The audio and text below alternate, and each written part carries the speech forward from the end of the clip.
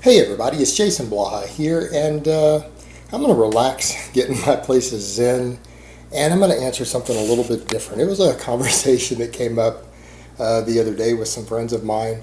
One of them said, I like to do a lot of cardio, I'd like to do a lot of biking and jogging and things, and he goes, but I want to lift weights and gain some muscle, but I don't want to spend a lot of time in the gym. I have other interests. I have a really good career. I'm making really good money, got an amazing raise at work, I'm married. I just don't have a lot of time to train and still keep all my endurance and cardio up, but I'd like to lift what's like the minimum amount that I could do and still gain a good amount of muscle mass and maybe get over several years or, however long it takes to get as big as I really could without using drugs or steroids or anything like that. And I thought it was a really interesting question. So let's see if we can come up with an answer here because it kind of challenges. It's like the opposite of what everyone else talks about in this community. I mean, everyone wants to talk about research, about how much volume do you need for maximum muscle gains? How much frequency do you need for maximum muscle gains? Everyone's concerned with gaining as quickly as they possibly can. And no one is stepping back and looking at the other end. Not everyone wants to train all the time. Not everyone has an amazing passion for training all the time. Not everyone even has the time to train all the time. They might be really physically active and love other types of exercise, but they still want to gain muscle and strength. And when you think about it, it's actually a pretty low volume. Like if I were to have to develop a program for someone who told me, hey, I want to do as little training as possible. I don't mind training hard, but as little as possible and still get big. As big as I could. I would say, well, if you don't mind gaining muscle at half the rate that you could be gaining, but you'd still make continual progress month after month, year after year until you reached your gains, it might take you. Most guys will max out their natural gains, or 90 to 95% of them within 3 years. If they train on a proper program, they're going to gain very little after that if they really use the most efficient and effective methods available. And that's the big difference there. They can do it in 3 years, 4 years. But someone who doesn't mind taking 5, 6, 7 years, I could honestly, when I think about it, I could have them in the gym 1 day a week and do something like one set. And I know a lot of people can go, oh my God, the volume guys are going to go one set, you're crazy. And then the frequency guys like me who push frequency, are going to be like, once a week, you're not getting enough volume or frequency. You know what's going on, that it's not going to work, but it would work. They're just going to gain slower. See, that's the thing that we forget when we start talking about optimal frequency or trying to get the volume in weekly volume, training session volume, high frequency, periodization, everything else that we do. We're trying to squeeze out 1, 2, maybe 5% more gains per month or year. That's the whole goal of that. We're saying, hey, how do I maximize my potential? Not what do I have to do? What's the minimum I need to do to just make progress month after month, year after year, and eventually reach my goals? I don't care if it takes twice as long. We never think in those terms, but there are people who actually have a need for that. And I would say, if I had to devise a program, I would say have someone come in, do the big 3, squat, bench, and deadlift, and then to balance everything out, because you're not going to build balance strength or balance physique on those, maybe add a push press and weighted chin-ups, and then whatever other, if they want to do a little isolation work they got, maybe they want a little more bicep or some side delt or whatever, do some laterals and curls and things like that, if that's what they feel they need for whatever reasons. I mean, obviously you want to throw a little isolation in, probably for something that's really important to you that you think's a weak link. That just makes sense.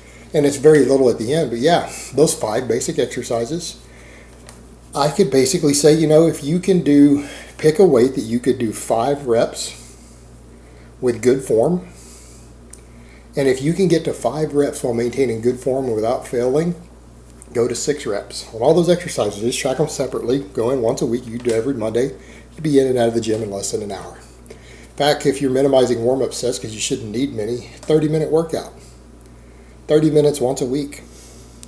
And I know that sounds like blasphemy even to me, so I almost feel bad saying it.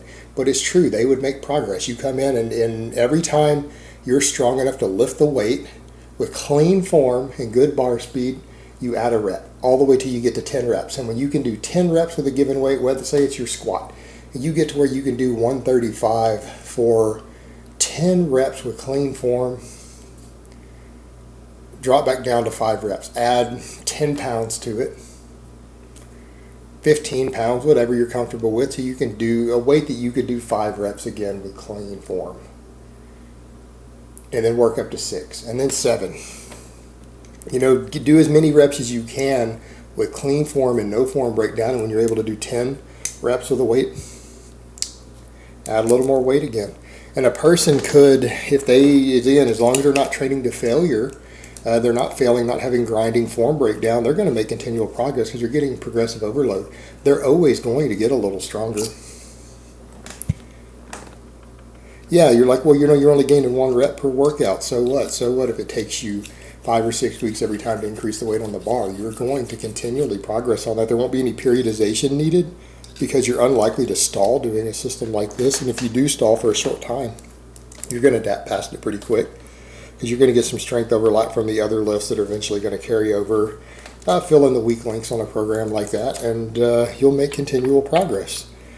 It's going to take longer, though, because that's the whole thing. You can periodize and everything to speed up progress. You can periodize to speed up progress and make sure that you zip past stalls and things like that. To accommodate for your volume, rotate through volume and frequency and stuff, a different periodization.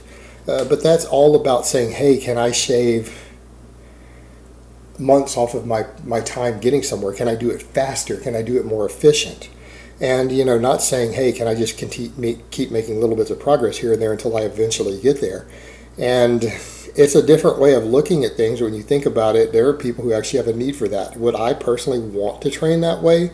Probably not. I like getting in and deadlifting 2 or 3 times a week. I like getting in and doing my push presses 3 days a week. It's like I enjoy my heavy lifts and I like to get in and do them several times a week. But I actually enjoy doing that. Not everyone does, but a lot of people still want to gain muscle. They still want to gain strength. They still want to make progress. And some people would say, well, that's just being lazy, but is it?